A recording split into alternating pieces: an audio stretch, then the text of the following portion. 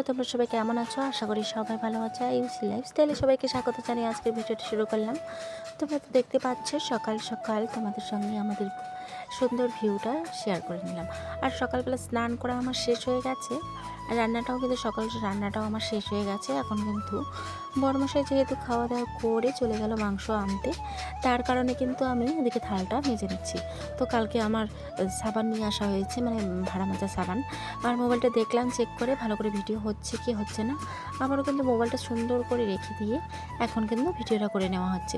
তো যাই হোক, থাল বাসন মেজে কিন্তু রান্নাটাও চাপিয়ে দেবো। তো মাংস নেওয়া হবে, মাংস কিন্তু রান্না করতে হবে। তারপরে উঠোন বাড়িঘরগুলো সব কিছুই কিন্তু ঝাড় দিয়ে রেখে নেই। কালকে যেহেতু ছিল ভাজা ভুজা, তো ভাজা ভুজার মধ্যে আমাদের বাড়িতে তো কিছুই হয়নি। মানে মা একটু করেছে খাওয়ার জন্য। আর আমার ওই বাড়ির মা কিন্তু মানে আমার মা করেছিল ভাজা ভুজা, তো মা একটু করেছিল খাওয়ার জন্য, তো বাবা খেয়েছিল, আমরাও কিন্তু কলা দিয়ে খেয়েছিলাম। আর ঠাম্মা যেহেতু ঠাকুরকে দিয়েছে, তার জন্য ঠাম্মা কিন্তু সবাইকে দিয়েছিল। তারপরে যাই হোক, আমরা কিন্তু সবাই খেয়ে নিয়েছি। খাওয়া দাওয়া করে সন্ধ্যাবেলা শুনি যে আমার বরমশাইয়ের কাছে যে আমার শাশুড়ি মার নাকি খুবই শরীর খারাপ। তো যতই আর কি পয়লা বৈশাখ হোক না কেন, তো বাড়ি তো আসতেই হবে, তাই না? তো পয়লা বৈশাখটা এখানেই কাটিয়ে নিলাম।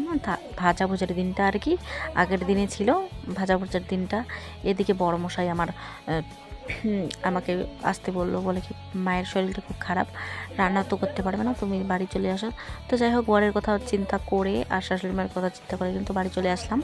বাড়ি এসে কিন্তু রাতেই রান্না বান্না করেছি, কাঁঠালের তরকারি, তারপরে হলো এদিকে শাক, যেগুলো শাক তুলে রেখেছিলাম বাপের বাড়িতে, ওগুলো শাকে কিন্তু মা ভরে দিয়েছে ব্যাগে।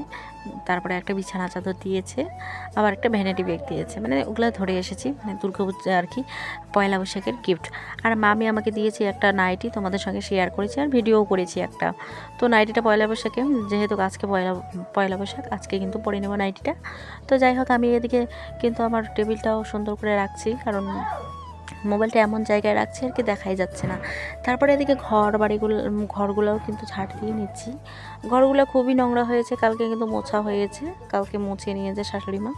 আজকে কিন্তু আর তেমন কিছুই করব না, মানে ঝাড় ঠাড় দিয়ে রেখে দেবো।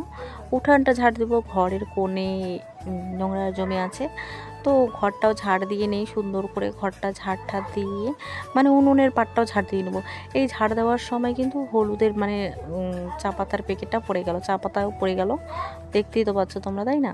চা পাতা পড়ে গেল, চা পাতা কিন্তু তুলে, চা পাতার কৌটোটো তুলে উপরে রেখে দিলাম। এদিকে দেখো তো, দরজা নেই, তার মধ্যে আবার বিছানাটা দেখা যায়, তার কারণে কিন্তু পর্দাটা দিয়ে ঢেকে রাখলাম।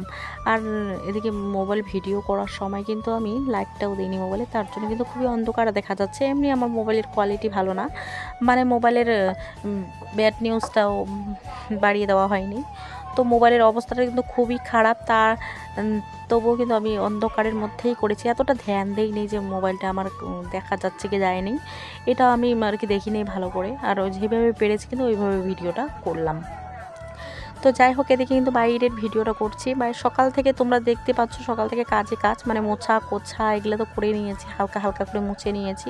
আর মাটির খুবই অভাব, কি আর বলি তোমাদেরকে, মাটির অভাবের দোষে কিন্তু আমি এদিকে মানে মাটি দিয়েও মোছা হয় না, যেরকম পারলাম ওরকম করে আর কি মুছে নিলাম। এদিকে শাশুড়ি মা স্নান করে নিয়েছে, শাশুড়ি মা তো জানে না যে মোবাইলটা এখানে রেখে দিয়েছি, মানে মোবাইলটা রেখে কিন্তু সারা দুনিয়ার ভিডিও করা হচ্ছে, মানে মোবাইল রাখার জায়গা নেই। এদিকে মোবাইল রেখেছি কিন্তু একটা কাপে, মানে কফি কাপে মোবাইলটা রেখে কিন্তু ভিডিও করা হয়। প্রতিদিনে এরকম করে আমি ভিডিও করি, একটা নেব হাতে টুল, তারপরে আর একটা নেব কফি কাপ, এগুলো নিয়ে কিন্তু আমি ভিডিও করি, কারণ ভিডিও করার জন্য কোনো স্ট্যাম্প একটা কিনতে হবে, যেরকম পারি ওরকম কিন্তু ভিডিও করি, তোমরা কেউ কিছু মনে করো না প্লিজ।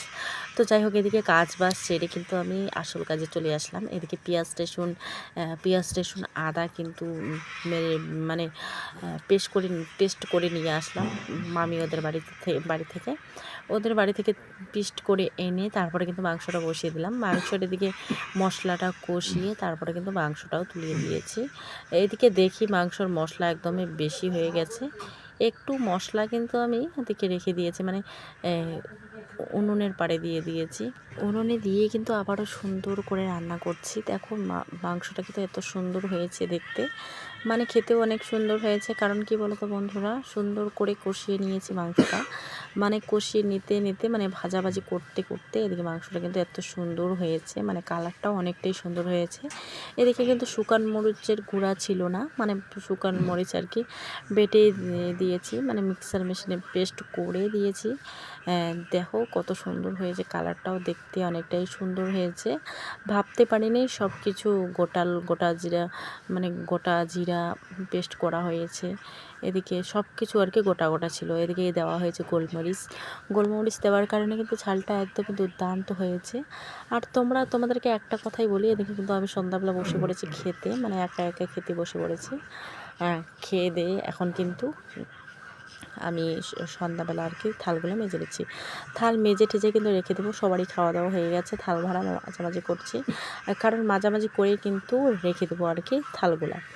তো মাঝামাঝি করে রেখে দিই, কালকে সকালে তো অনেক ধরনের কাজ থাকে। ধরে নাও আমার এদিকে গরু বাছুর গরু বের করে ক্ষেতের মধ্যে দেওয়া, তারপরে এদিকে ধরে নাও আমার আবারও অনেক কাজ আছে। এদিকে উঠান ঝাড় দেওয়া, উঠান বাড়ি করে ঝাড় দেওয়া, থাল মাজা, এগুলো কাজ তো আমার থাকেই। এদিকে উঠানটাও আমাদের কত মানে ছোটোই আছে উঠানটা, মানে উঠানের পিছনটা যে আছে ওটাও কিন্তু বড় সড়ো, তো ওটা মোছামুছি করে কিন্তু আমার মানে এদিকে গোবর ফেলানো অনেক ধরনের কাজ থাকে, তোমাদের সঙ্গে শেয়ারই করতে পারি না। তার জন্য তো একটা কথাই আমি বলি, তুমি যত করো না কেন শ্বশুরবাড়িতে কাজকর্ম, কিন্তু কখনো তুমি শ্বশুর শাশুড়ির কাছে কখনো ভালো হতে পারবে না, মানে শাশুড়ির কাছে কখনো ভালো হতে পারবে না। শুধু লোকের সামনে গিয়ে তোমার নামে বদনাম করবে, নালিশ করবে, এটাই কিন্তু ওদের আর কি অভ্যেস। তো যাই হোক, নিজের স্বামীটা যদি ভালো না থাকে তবুও কিন্তু হয় না। আমার স্বামীর ব্যবহার একদমই জঘন্য করা, আমাকে সেরকম ভালোবাসে না। আর আজকে দেখো তোমরাই দেখো, আজকে পয়লা বৈশাখে এটা কিন্তু আমার মামি দিয়েছে নাইটিটা, ওই নাইটিটি কিন্তু পরে ঘুরছি।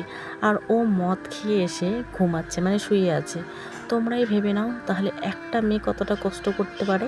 আর শ্বশুরবাড়ি যদি কেউ ভালো না থাকে তাহলে কিন্তু কখনো হয় না। আমি একটা বর পেয়েছি একদম বিচ্ছিরি, মানে কি আর বলি, আমি ভাবতে পারিনি যে আমার বর এরকম হতে পারে, আর ব্যবহারটা এরকম। যখন থেকে আমাকে বিয়ে করেছে তখন থেকে আমাকে শুধু জ্বালিয়েই যাচ্ছে। তো যাই হোক, আমার মনে অনেক দুঃখ, আমি এই দুঃখ নিয়ে কিন্তু ভিডিওটা শুরু করেছি তোমাদের সামনে। আমি যদি ভিডিওটা সাকসেস হতে পারি তাহলে কিন্তু আমি আমার মেয়েকে পড়াশোনা করাতে পারবো, অনেক কিছু করাতে পারবো, এটাই আমার চিন্তা ভাবনা মাথায়। তো যাই হোক, এদিকে আমার মেয়েকে দেখো সন্ধ্যাবেলা ও কিন্তু মানে নতুন জামা পরিয়ে দিয়েছে। আমার যেটা